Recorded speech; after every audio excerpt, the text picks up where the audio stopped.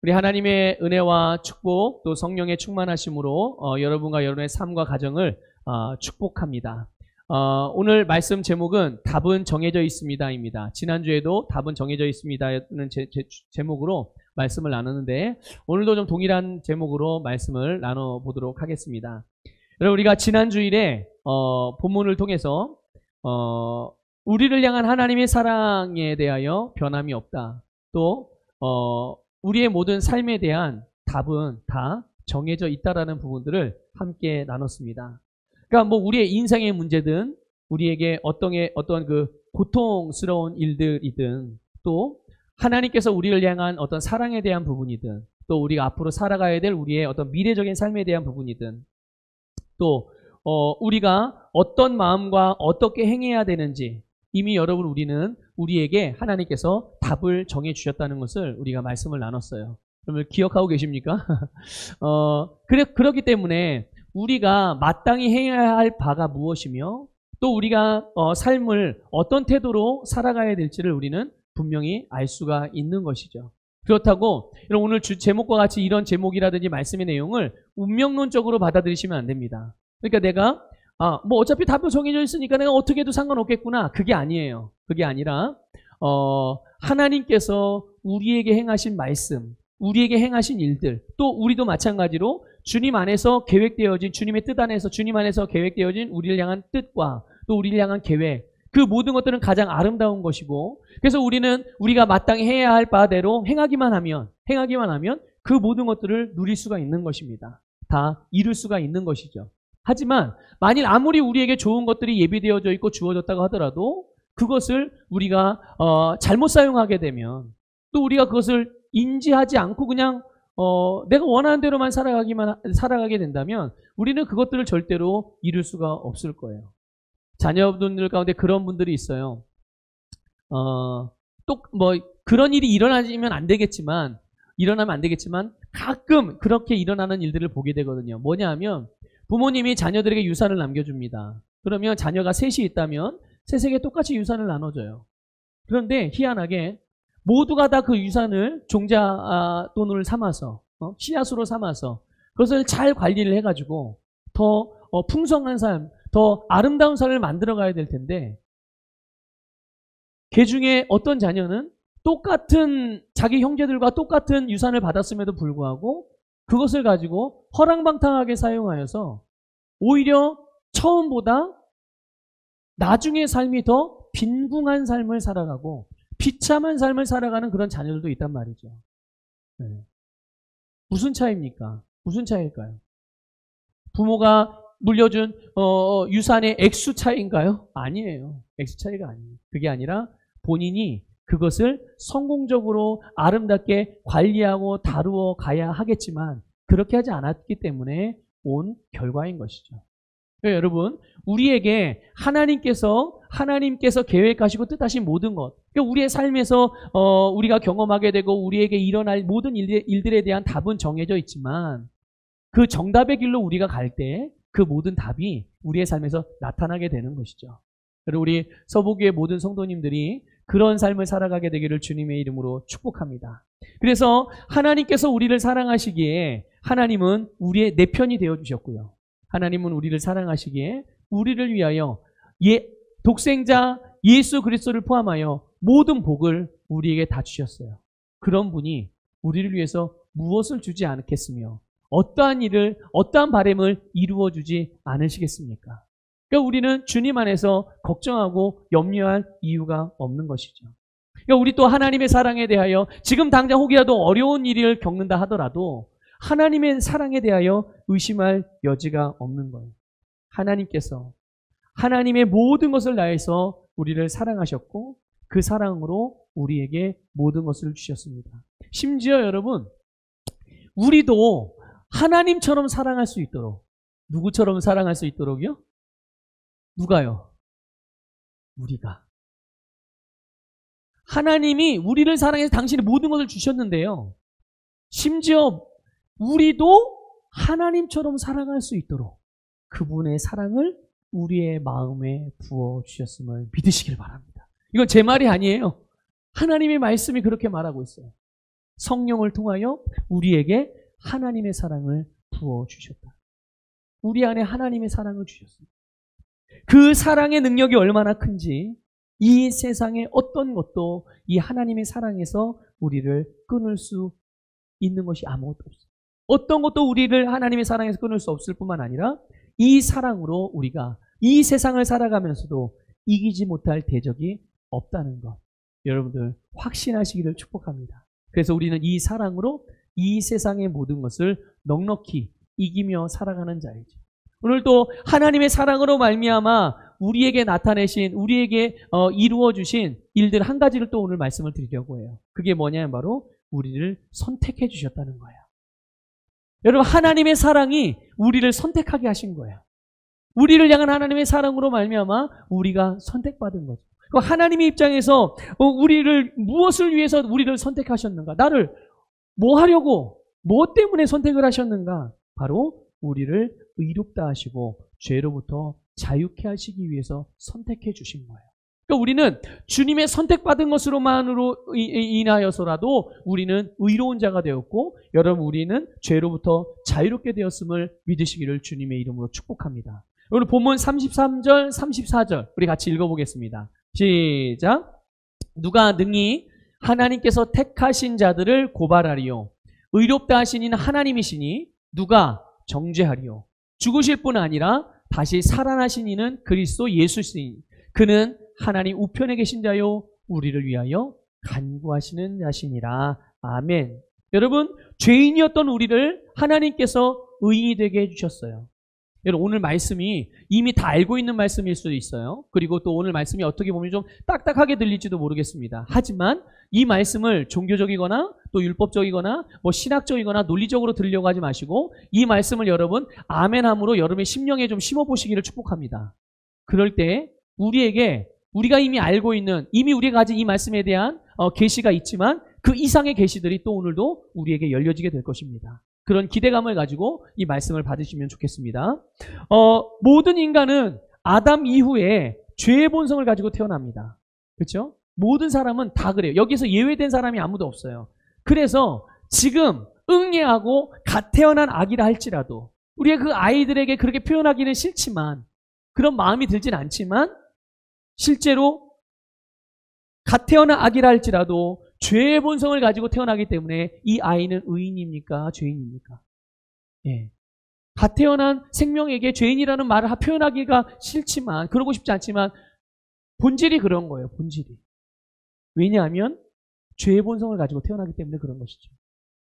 여러분, 우리가 이 세상의 어떤 기준을 가지고서, 아니면 또 나만의 어떤 윤리적인 기준이 있겠죠. 그런 윤리적이고 도덕적인 그런 기준을 가지고서 우리가 세상에 살아가면서 비윤리적이거나 비도덕적인 일들을 행했기 때문에 죄인이라고 말하는 게 아니에요. 또는 어떤 법을 위반했기 때문에 내가 죄인이라고 말하는 것이 아니라는 거예요. 죄의 본성으로 태어났기 때문에 죄인인 것이죠. 그러니까 보세요. 내 생명이 죄인의 생명을 가지고 태어났어요. 내가 죄인의 생명을 가지고 나서 나는 죄인이에요. 내가 좋은 일을 많이 해요. 사람들도 그것을 보고서 막 칭찬하고 박수 쳐주고 인정해줘요. 자, 그러면 이 사람은 의인인가요? 그렇습니까? 이렇게 표현하면, 또 우리가 좀 아주 단순하게 강아지가, 이렇게 표현할게요. 여러분, 앵무새 알죠? 앵무새? 앵무새를 잘 훈련을 시켜가지고 사람의 말을 따라하게 했어요. 내 말을.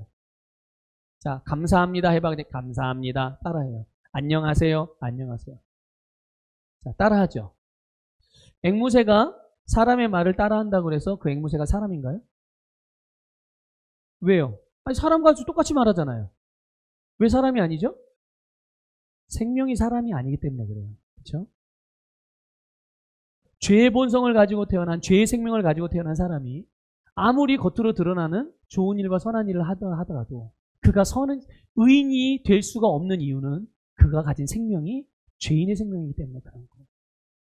결국 그 선한 일, 착한 일, 누구를 위해서 하는 거예요? 누구를 위해서 하는 것입니까? 자기를 위해서. 자기를 위해서 하는 거예요. 자기를 위해서. 그러니까 여러분, 우리가 뭘 하고 안 하고에 따라서 내가 죄이냐 의이냐 종류가 달라지는 것이 아니라 내가 가진 생명에 따라서 내가 어떤 존재인지가 결정이 되어지는 거예요. 여러분 보세요. 여러분 누가 죄를 짓고 싶어하는 사람이 있어요? 없어요. 죄 짓고 싶어하는 사람은 없습니다. 그런데 죄를 지을 수밖에 없어요. 죄를 짓고 싶지 않은데 죄를 지을 수밖에 없어요. 왜 그렇습니까? 본성이 죄이기 때문에 그래요. 본성이 죄이기 때문에. 여러분, 죄인들이, 그러니까 죄의 본성을 가진 죄인이 죄를 지을 때 이것을 죄라는 걸 알고 짓습니까? 모르고 짓습니까? 죄라는 걸 알고 지어요? 모르고 지어요? 모르고 짓습니다. 모르고. 그가 죄라는 걸 아는 정도는 어느 정도냐면 이 사회적인 기준에 의해서 사회적인 통념 수준에서 이게 죄구나 아니구나 이렇게 생각하는 기준은 있을지 몰라도 그것을 넘어서는 그 기준을 넘어서는 그 본질적인 부분에 대한 죄에 대한 기준이 그들에겐 없기 때문에 알지 못하기 때문에 그들은 모르고 죄를 지어요. 모르고 죄를 짓는 거예요. 근데 알지는 못하는데 중요한 건 뭐냐면 그들의 속에서 그것을 원한다는 거죠. 이거를 여러분들 좀 잘 이해하시길 바라요. 알지는 못하는데 본인이 원한다는 거예요. 이게 만약에 다이아몬드라고 생각해 봅시다. 다이아몬드예요. 이건 내 게 아니라 저쪽 상대방 거예요. 근데 이거를 보고 갖고 싶은 마음이 들어요, 안 들어요? 들죠? 갖고 싶은 마음이 들어요. 근데 그 마음이 점점 커지면 어떻게 되죠? 이 욕심이 발동이 되기 시작하면 욕심이 발동이 되기 시작하는 그 자체가 뭡니까? 죄잖아요. 근데 갖고 싶다는 마음이 점점 끌어오르는데 그걸 죄라고 생각해요, 안 해요? 아니 그냥 내 마음만 그런 거야 이렇게 생각하잖아요. 자, 이 사람은 죄를 아는 거예요, 모르는 거예요?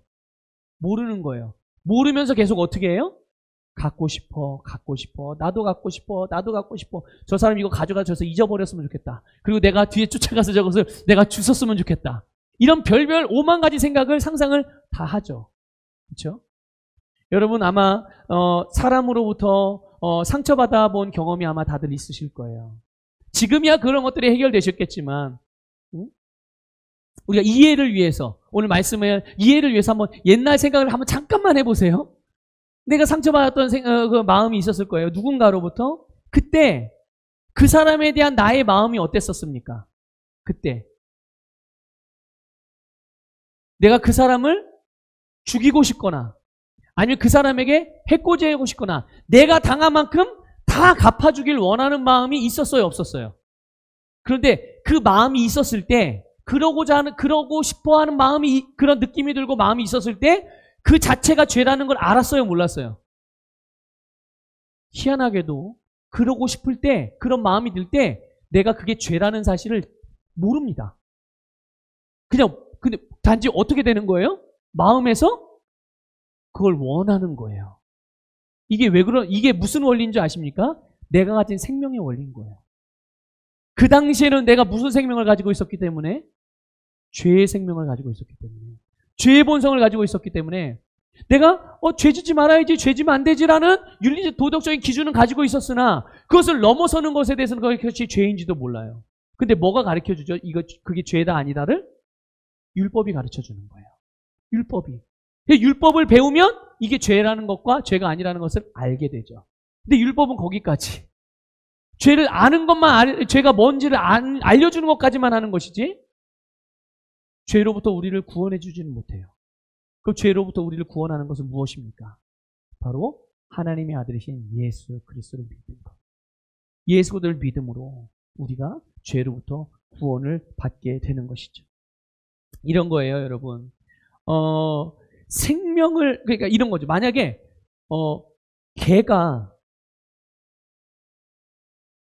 개를 사람으로 바꾼다. 가능해요, 불가능해요? 이건 불가능한 일이에요. 왜 불가능하죠? 그냥 이론적으로만 생각해 보세요. 왜 개를 사람으로 바꾸는 게 불가능하죠? 만약에 개를 사람으로 바꿀 수 있는 방법이 있다면 어떻게 하면 이 개를 사람으로 바꿀 수 있을까요? 이거 불가능한 일이지만 그러니까 이론적으로만 한번 생각해 볼게요. 개를 사람으로 바꾼다면 어떻게 하면 바꿔질까요? 생명을 바꾸면 돼요. 뭘 바꾸면 된다고요? 개는 개의 생명을 가지고 태어나기 때문에 개인 거예요. 그렇죠? 근데 이 개가 사람이 되게 하고 싶어요. 사람을 만들고 싶어. 그럼 이 개에게 뭘 넣어주면 돼요? 사람의 생명을 넣어주니 사람의 생명을 다시 태어나게 만드는지. 그러면 이 개는 뭐가 되죠? 자, 근데 이게 가능한 일이에요? 불가능한 일이에요? 예, 불가능한 일이에요. 그러니까 보세요. 개가 어떤 행동을 하든지, 강아지가 어떤 행동을 하든지, 개가 아무리 사람을 흉내를 낸다고 할지라도 개는 사람이 될 수가 없어요. 왜냐하면 그 생명이 강아지의 생명이기 때문에 그런 거예요. 그런 것처럼 여러분, 나의 존재의 가치, 내가 누구인지는 무엇에 따라 결정이 되는 겁니까? 내가 가진 생명에 따라서, 내가 가진 본성에 따라서 결정이 되어지는 거예요. 우리가 죄의 본성을 가지고 죄의 생명으로 태어났기 때문에 우리를 죄인이라고 말하는 거죠. 그런데 강아지가, 여러분들 잘 알듯이 강아지는 절대로 사람으로 태어날 수 없는 것이 사람의 생명을 넣어줄 수가 없어요. 근데 그건 불가능한 일이라고 우리가 알고 있죠. 그런데 그런 불가능한 일이 우리에게 이루어진 거예요. 그게 뭐죠? 여러분, 죄인의 생명, 죄인에게 하나님이 의의 생명을 넣어주셔서 죄인을 십자가에서 죽게 하시고 의의 생명으로, 의인의 본성으로 다시 살아나게 하셨어요. 이게 십자가에서 이루어진 놀라운 기적이고 능력이라는 것을 믿으시기를 주님의 이름으로 축복합니다. 이 일이 누구에게 이루어졌습니까? 바로 오늘 우리에게. 그래서 하나님께서 우리의 모든 죄를 예수님에게 다 넘긴 거예요. 그러니까 내 죄의 본성, 죄의 생명을 누구에게 넘겼다고요? 예수님에게 다 넘겼어요. 그리고 그 예수님을 하나님이 정죄하신 겁니다. 믿습니까? 예수님을 정죄하셨어요. 정죄라는 말 뜻은 뭐냐면 판결을 내렸다는 뜻이에요. 재판을 했다는 얘기예요. 예수님이 나의 죄의 본성을, 또 나의 모든 죄를 다 가져가셔서 내가 받아야 될 죄에 대한 판결을 예수님이 대신 받으셨다는 거예요. 그래서 그 죄에 대한 심판으로 예수님이 어떻게 되셨습니까? 십자가에서 죽으신 것입니다. 자, 잘 기억하세요. 예수님이 십자가에서 죽으셨을 때, 내 죄로 인한 판결을 하나님으로부터 정죄를 받으셨을 때, 바로 우리의 죄의 본성을 가졌던, 그러니까 내가 가졌던 죄의 본성, 내가 가졌던 죄의 생명, 나의 옛사람도 함께 죽었다는 것을 믿으시기를 축복합니다. 예수님이 십자가에서 죽으실 때 그 죄의 본성을 가진 우리도 죽은 거예요. 그리고 예수님이 3일 만에 어떻게 되셨습니까? 다시 살아나셨어요. 성령으로 말미암아 성령께서 예수님이 부활하시도록 예수님에게 생명을 불어넣으셔서 살게 하셨고, 그때 동일하게 우리도 새롭게 다시 태어나게 된 거예요. 근데 그 다시 태어난 생명은 어떤 생명입니까? 예수님을 살아나게 하신 부활의 생명. 그것을 성경은 생명이라고 표현했고 영생이라고 번역을 했어요. 믿습니까? 그 영생으로 말미암아 우리가 다시 태어나게 된 것이고, 그 영생이 가진 본성은 바로 의의 본성이라는 것을 여러분들 깨달으시기를 주님의 이름으로 축복합니다. 그러니까 다시 태어난 거듭난 나는 예수님을 믿고, 그러니까 예수님을 믿느냐 안 믿느냐는 그냥 교회를 다니는 안 다니냐, 종교가 기독교냐 뭐 불교냐 이런 정도의 차이가 아닌 거예요. 완전히 우리의 생명 자체가 뒤바뀌는 정말 천지가 개벽할 일인 거죠. 예수를 믿느냐 안 믿느냐 바로 이런 겁니다. 이런 거예요. 그러니까 다시 살아나고 거듭난 우리는 이전의 나와는 완전히 질적으로 다른 존재가 된 거예요. 조금 변화되고 조금 수정되고 조금 바뀐 게 아닙니다. 조금 더 윤리적이 되고 조금 더 도덕적이 되고 조금 더 착해지고 조금 더 선해지고 조금 더 성실해지고 이런 종류의 사람으로 바뀐 게 아니라 완전히 다른 종류의 사람이 된 거예요. 새로운 피조물, 생명이 달라졌어요. 영생, 바로 하나님과 같은 종류의 생명으로 우리는 거듭나게 된 것입니다. 이 사실 자체가 너무나도 놀라운 신비이고 하나님의 헤아릴 수 없는 사랑으로 말미암아 이루어진 결과라는 것을 믿으시기를 축복합니다. 그러니까 누구든지 예수 그리스도를 믿으면, 누구든지 예수님을 믿으면 이렇게 구원받게 된 거예요. 그래서 이렇게 예수를 믿고 구원받고 거듭난 사람을 오늘 성경은 의인이라고 말하는 것입니다. 믿습니까? 착한 일을 하냐 안 하느냐를 보고 의인이라고 말하는 게 아니라 이렇게 하나님의 생명으로 다시 태어난 자, 구원받은 자, 이 사람을 의인이라고 말하는 것이고, 이렇게 의인은 그 누구도 정죄할 수 없다, 심판할 수 없다는 것을 말씀하고, 왜냐하면 여러분 심판은 누구에게 필요한 거예요? 죄인에게 필요한 건데요. 심판할 죄가 있어요, 없어요? 없는 거예요. 그러니까 정죄를 할 수 있는 거예요, 없는 거예요? 심판할 죄가 없는데 어떻게 정죄를 해요? 그렇죠? 이게 바로 우리에게 일어난 일이에요. 저와 여러분에게, 오늘 예수 그리스도를 믿는 모든 자에게 일어난 이 놀라운 기적이 바로 하나님의 사랑으로 말미암아 우리에게 이루어진 놀라운 축복인 줄 믿으시기를 주님의 이름으로 축복합니다. 그러므로 우리는 여기서 절대로 잊지 말아야 되는 게 있어요. 우리가 일생을 예수를 믿고 살아가면 절대로 한순간도 잊어버리지 말아야 되는 일. 그게 뭐냐? 바로 거듭난 우리는 의롭게 되었다는 것. 그래서 더 이상 정죄받지 않는다는 것을 확실하게 알고 믿어야, 인식하며 살아가야 된다는 것이죠. 여러분, 우리는 의롭게 되었습니다. 우리의 행위가 아닌 믿음으로, 예수 그리스도를 믿음으로 그분의 의로 말미암아 저와 여러분은 의로워진 거예요. 그러니까 이전에 혹이라도 내가 어떤 잘못을 했든 어떤 종류의 실수를 했든 얼마나 패역한 짓을 했든, 그리고 혹시 오늘도 어떤 잘못을 했을 수도 있죠. 앞으로도 실수할 수 있는 가능성들이 있고요. 그러나 그렇다 하더라도 우리는 본질적으로, 본성적으로 의의 생명으로 태어나서 의의 본성을 가진 의인임을 믿으시기를 주님의 이름으로 축복합니다. 여러분, 내가 의인이 됐지만 의인이라는 사실을 인식하고 살아가는 것과 인식하지 않고 살아가는 것은 우리의 삶의 방향도, 또 삶의 태도도, 삶을 다루는 그런 삶의 모습들도 완전히 달라진다는 것을 여러분 아셔야 돼요. 내가 의인이 됐어요. 저와 여러분 똑같이 다 의인이에요. 근데 만일 우리 중에 어떤 분이, 딴 사람들 다 의인을 인식하고 살아가지만 의인으로 인식하고 살아가는 사람과 인식하지 않고 살아가는 사람과 삶을 어떻게 다룰까요? 삶을 어떻게 대할까요? 내가 항상 의인임을 인식하고 살아가는 사람들은 내가 의인이기 때문에 의인이 행하는 삶을 따라서 살아갑니다. 그래서 그것을 바라보며 살아가요. 하지만 내가 의인이 되었음에도 불구하고 내가 의인이라는 생각을 하지 못하면, 인식하지 못하고 살아가게 되면 그냥 주어진 상황대로만 살아가게 됩니다. 그러니까 누군가가 나에게 만약에 혈기로 대하면 나도 어떻게 대해요? 너 혈기로 대했어? 소리 질러서 나는 더 큰 소리로 지른다. 뭐 목소리 큰 누가 이긴다고. 그렇죠? 그렇게 반응하는 거예요. 근데 이건 의인의 삶인가요? 죄인의 삶인가요? 이건 죄인의 삶이거든요. 근데 내가 의인이라는 걸 항상 인식해요. 그러면 나에게 어떤 죄인들의 모습들이 나에게 다가오고 죄인들의 죄의 결과들의 모습, 상황과 환경이 나에게 펼쳐진다고 하더라도 내가 그 상황들과 환경들과 사람들을 대할 때 어떻게 대하겠느냐고요. 당연히 의의 삶으로 대하겠죠. 그렇죠?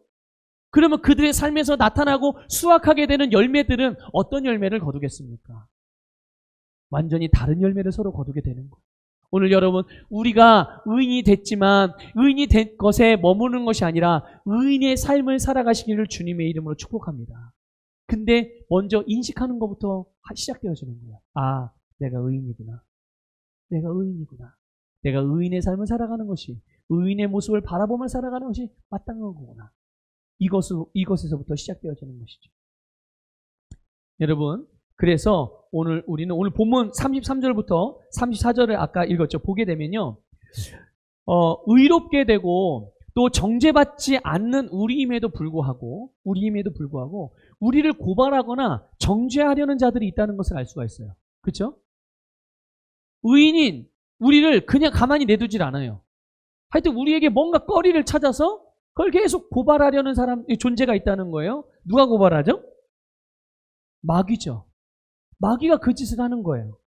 마귀는 우리가 어떤 실수를 하거나 잘못할 때 그것에 대해서 고발하는 거예요. 그런데 여러분 기억하십시오. 기억하세요. 하나님께서, 누가요? 네, 하나님께서는 마귀가 고발하는 모든 죄와 잘못에 대해서 누가 대가를 치르게 하셨어요? 누가요? 예수님이. 내가 대가를 치르는 게 아니에요. 누가 대가를 치르게 하셨어요? 예수님이 대가를 치르게 하셨습니다. 마귀는 계속 우리의 잘못과 실수를 계속 고발합니다. 하나님 보세요. 저기 저렇게 또 죄 짓고 있잖아요. 저기 또 잘못하고 있잖아요. 하나님 말씀에 불순종하고 있잖아요. 계속 고발합니다. 그리고 우리에게, 좀 이따 말씀드리겠지만 우리에게도 계속 정죄하죠. 너 잘못했잖아. 너 죄 졌잖아. 너 30년 예수 믿었다며 그 정도밖에, 그래, 이게 바로 네 수준인 거야. 계속 우리에게 정죄감을 가져다 주게 합니다. 받게 합니다. 그런데 기억하세요. 하나님께서 마귀가 고발하는 모든 고발의 내용들에 대하여, 우리의 연약함과 실수와 잘못에 대하여 예수님이 그 대가를 치르게 하셨다는 것을 믿으시기를 축복합니다. 이것을 믿음으로 받아들일 때 그 결과가 실제적으로 우리에게 이루어지는 거예요. 이것을 믿으시길 바랍니다. 그러니까 마귀가 고발하는 그 모든 것들을 하나님께서 예수님에게 대가를 치르게 하셨으니, 자, 탁 뒤집어 놓고 얘기하면 마귀의 입장에서는 더 이상 고발할 내용이 있는 거예요, 없는 거예요?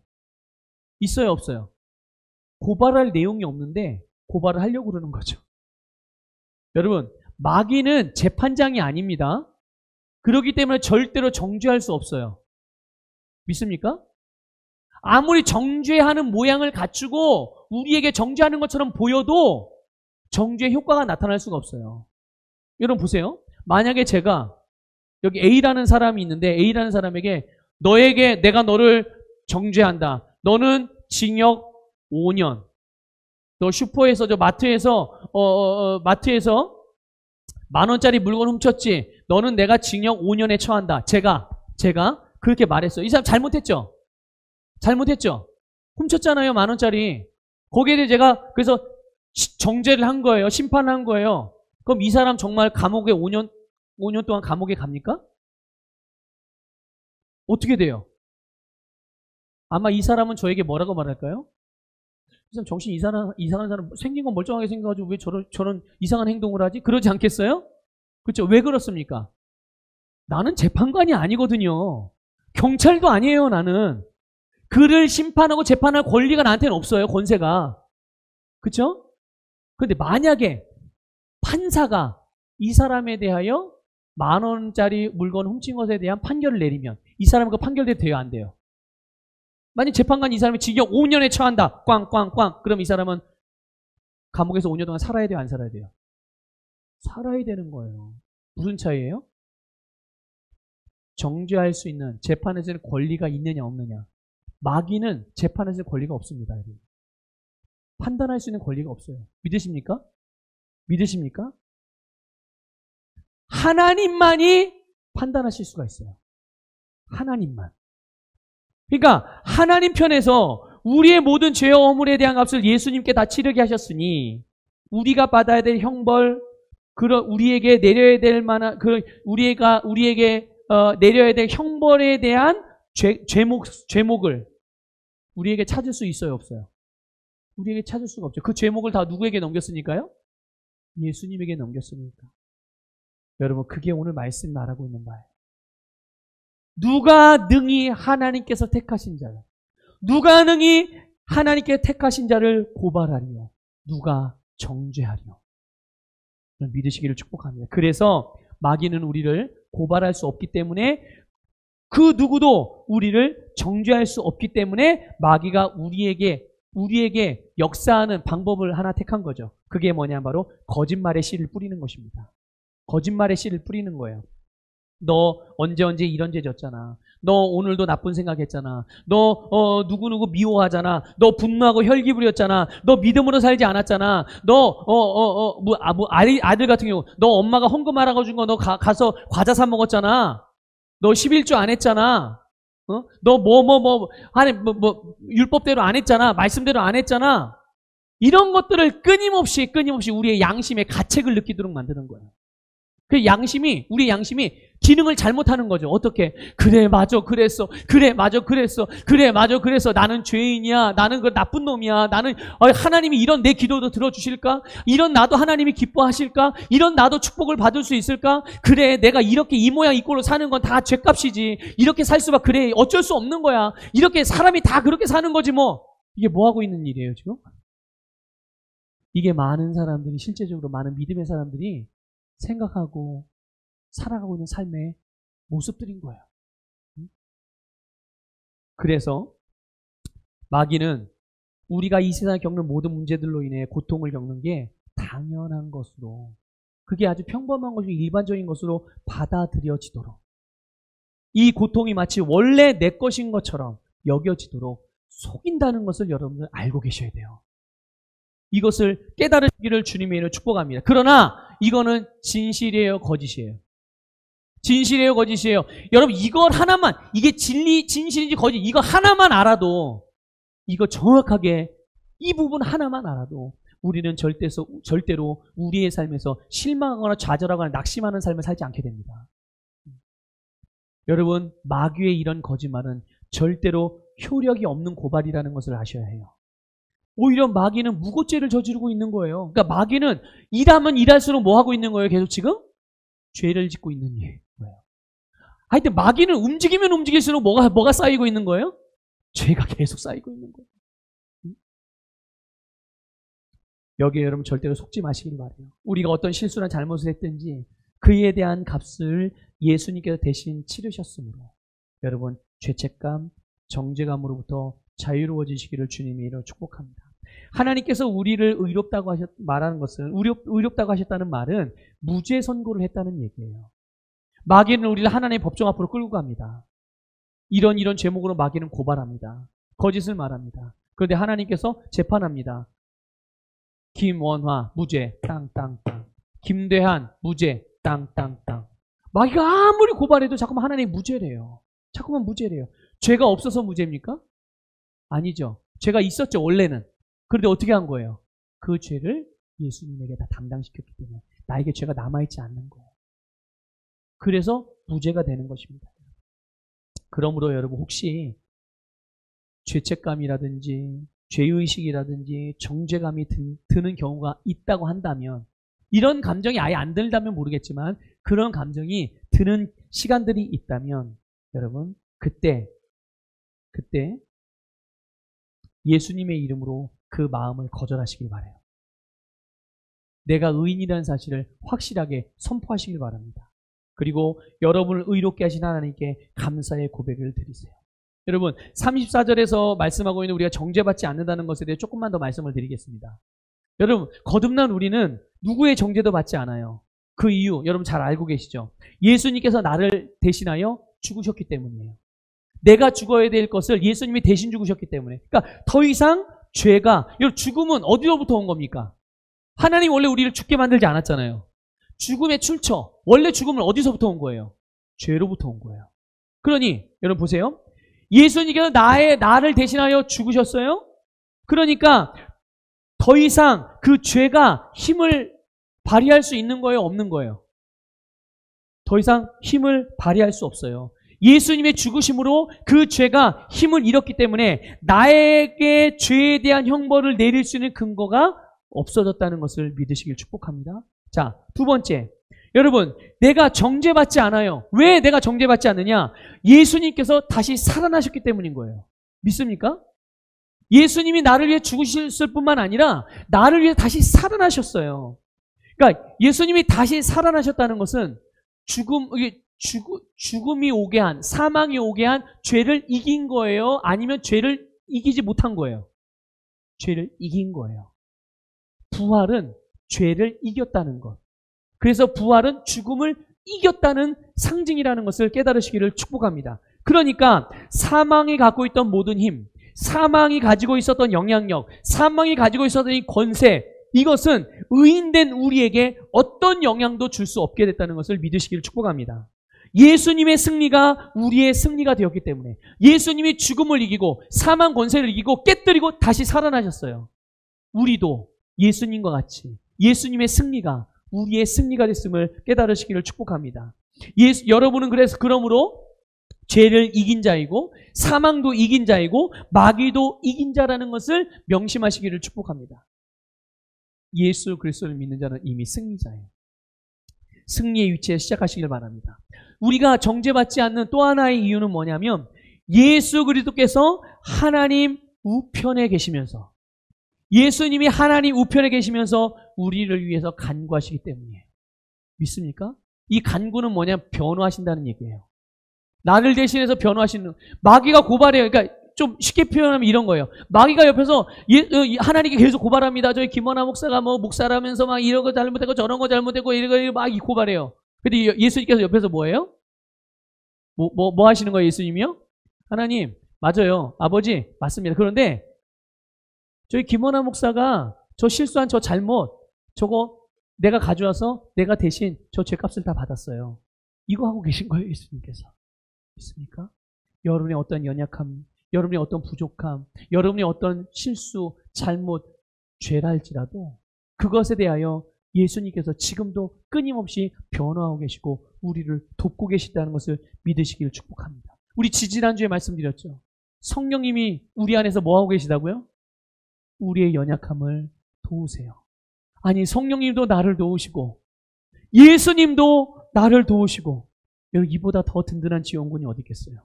이 세상에 여러분, 미국의 군대가 아무리 강하다고 하더라도 미군의 군사력이 아무리 강하다 하더라도 여러분, 하나님보다 더 강하시겠어요? 그렇죠? 예수님보다, 성령님보다 더 강하겠어요? 이 예수님과 성령님이 우리를 위하시고 우리를 도우시는데 우리가 과연 누가 우리를 정죄할 수 있겠으며 누가 우리를 대적하며 누가 우리를 이길 수 있겠냐고요. 여러분, 다시 한번 볼게요. 예수님의 위치를 생각해 보세요. 지금 3, 4절에 예수님이 지금 어디에 계시다고 그랬죠? 하나님 보좌의 우편에. 하나님 우편. 여러분, 오른쪽이라는 것은 항상 성경에서 권세의 자리입니다. 능력의 자리예요. 거기는 그래서 다스리는 자리입니다. 왕의 자리란 말이에요. 그래서 예수님께서 그곳에서 지금도 우리를 위해서 변호하시는데 아까 말씀드린 대로 우리의 모든 실수와 잘못에 대하여 변화. 그런데 이게 내가 정죄를 받지 않는 것과 무슨 관련이 있는가? 무슨 관계가 있는가? 여러분, 에베소 2장을 좀 보겠습니다. 에베소 2장 4절 6절 읽겠습니다. 시작. 긍휼이 풍성하신 하나님이 우리를 사랑하신 그 큰 사랑을 인하여 허물로 죽은 우리를 그리스도와 함께 살리셨고 너희는 은혜로 구원을 받은 것이라. 또 함께 일으키사 그리스도 예수 안에서 함께 하늘에 앉히시니. 자, 여기 보세요. 4절에 보면 우리를 사랑하신 그 큰 사랑 때문에, 그렇죠? 우리를 사랑 그 큰 사랑 때문에 예수님과 우리를 어떻게 했다고요? 예수님을 살리실 때 우리를 함께 살리셨다고 말씀하고 있어요. 또 그 큰 사랑 때문에 우리를 어떻게 했다고요? 6절에 함께 일으켜서 어디로? 어디로요? 자, 우리가 예수님과 함께 하늘에 지금 앉아 있다는 거예요. 이해가 되십니까? 믿어지십니까, 여러분? 우리가 비록 육신의 몸은 이 땅에 살고 있지만 우리의 영적인 위치는 지금 하나님의 보좌 우편에 예수님과 같은 위치, 여러분 공동 상속자의 위치에 우리가 있다는 것을 믿으시기를 축복합니다. 이게 의인의 능력이에요. 이게 의인의 권세이고 축복인 줄 믿습니다. 다시 여러분 여쭤볼게요. 구원받은 우리의 현재 영적인 위치가 어디예요? 예수 그리스도의 위치, 예수님의 위치예요. 그럼 보세요. 자, 그럼 예수님보다 더 높은 위치에 있는 자가 있을까요? 없지요? 우리가 예수님의 위치에, 우리보다 높은 자리에 위치해 있는 자가 있을까요? 없지요. 자, 그럼 물어볼게요. 확실하게 대답하시고 확실하게 인식하시길 바랍니다. 마귀의 위치는 어디겠습니까? 마귀의 위치. 자, 이 세상의 위치는 어디겠습니까?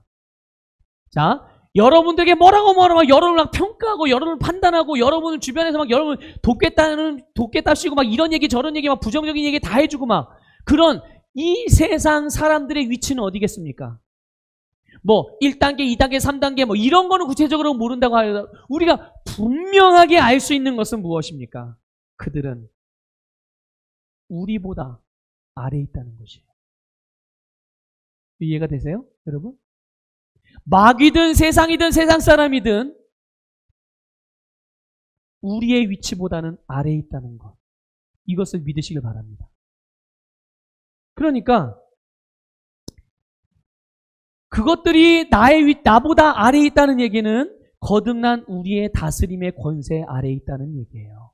이것을 여러분 믿으시기를 축복합니다. 그런데 어떻게 아래에 있는 것이 하위의 권세가 위에 있는 상위의 권세를 정죄할 수 있으며 그것을 다스릴 수 있겠습니까? 절대로 그렇게 될 수 없는 거예요. 여러분, 대법원에서 최종적으로 판결난 것 지방법원에서 뒤집을 수 있어요, 없어요? 절대로 뒤집을 수 없는 거예요. 여러분, 오늘 이 말씀을 교리적으로나 이론적으로 듣지 마시고 여러분 정말 믿음으로 받으시기를 축복합니다. 우리가 살아가면서 여러 가지 이유들로 어려움을 겪을 수 있고 고통스러운 환난들을 만날 수 있습니다. 여러 가지 도전들에 직면할 수 있습니다. 때로는 뭘 선택해야 될지 모를 수 있는 그런 어떤 그 광야에 동떨어져 나 혼자 홀로 서 있는 그런 방황하는 그런 현상을 경험할 수도 있겠습니다. 그런데 여러분 이렇게 생각해 보세요. 이 세상의 모든 고통과 아픔과 혼란스러움과 공허함과 괴로움, 이 모든 것의 근원이 무엇이에요? 어디로부터 온 것입니까? 죄로부터 온 거잖아요. 죄로부터 온 거예요. 죄의 결과로 온 것이에요. 그런데 우리는 이 죄로부터 어떻게 됐다고요? 이 죄로부터 자유케 됐어요. 해방됐습니다. 구원받았습니다. 우리는 의롭게 되었고 죄로부터 오는 정죄를 받지 않습니다. 그러니 우리가 살아가면서 겪을 수 있다고 여겨졌었던 고통들, 아픔들, 괴로움들, 혼란스러움들, 이것들이 거듭난 나와 의인된 나와 상관이 있어요, 없어요? 상관이 있어요, 없어요? 상관이 없어요, 여러분. 여기에서부터 여러분의 삶을 시작하십시오. 여기에서부터 삶을 시작하시길 바랍니다.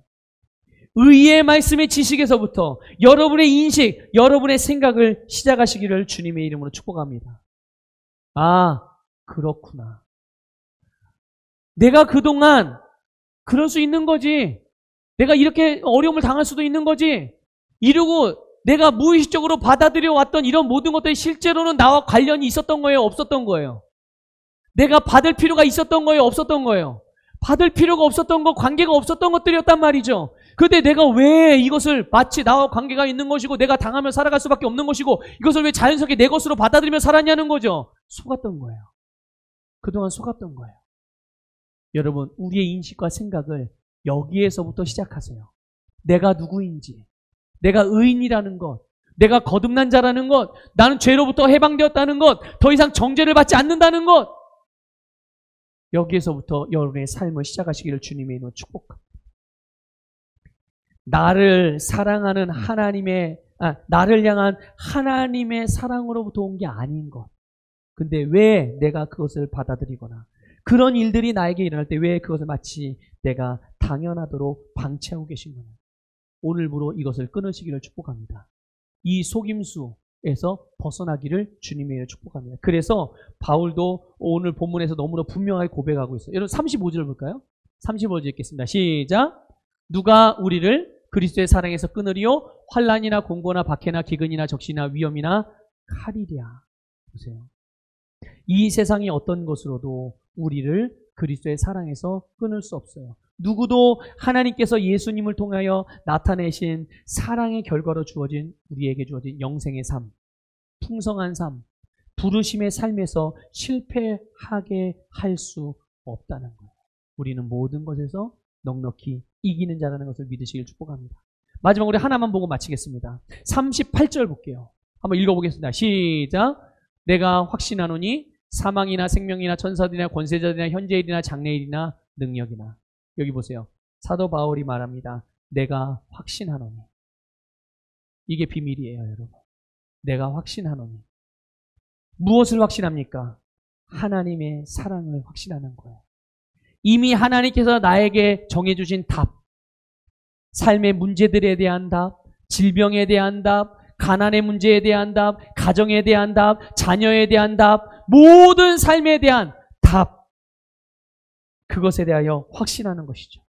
예수 그리스도 안에 있는 하나님의 사랑에서 우리를 끊을 수 있는 것 아무것도 없어요. 우리는 예수 그리스도 안에서 의인이며 다스리는 자입니다. 하나님의 사랑으로 우리는 하나님의 지금 도움을 받고 있습니다. 우리가 이것을 분명히 인식하고 확신하면서 여러분이 예수 그리스도 안에서 행하는 모든 일들, 모든 말들, 모든 생각들, 모든 행동들 여기에 여러분 믿음을 더하시기를 축복합니다. 믿음을 더하시기를 축복합니다. 여러분 담대하십시오. 담대하셔야 해요. 여러분이 이 모든 일에 넉넉히 이기는 자입니다. 주님 안에서 기도하며 여러분의 주님 안에서 결단하며 주님께서 주신 감동을 따라 행할 때마다 주저하지 마시고 담대하게 행하며 여러분이 주신 의인의 삶으로 삶을 다스려 나가기를 주님의 이름으로 축복합니다.